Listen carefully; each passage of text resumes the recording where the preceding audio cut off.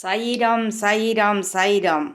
భగవంతుడు కోట్లాను కోట్ల జీవరాశులకు ప్రాణం పోశాడు. వాటన్నిటికీ ఒక ప్రపంచాన్ని సృష్టించాడు. మనిషికి జ్ఞానాన్ని పొందగల శక్తిని ఇచ్చాడు. జీవితంలో రాణించడానికి అవసరమైన జ్ఞాన సముపార్జనకు మాత్రమే మనిషి చాలా తక్కువ సమయం కేటాయిస్తాడు. శాశ్వతానందాన్ని కలిగించే జ్ఞానాన్ని పొందటం మాని తాత్కాలిక అశాశ్వత విషయాల వెంట పరుగులెడుతాడు.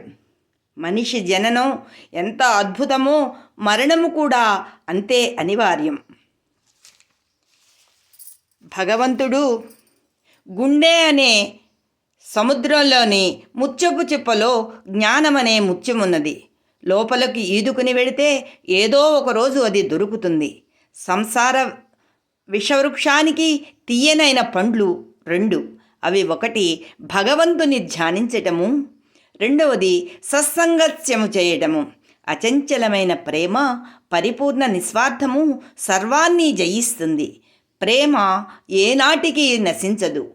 హృదయమును పేటికలో విలువైన ఆభరణాలే సత్ప్రవర్తన, భగవద్భక్తి, పరోపకారము మొదలైనవి.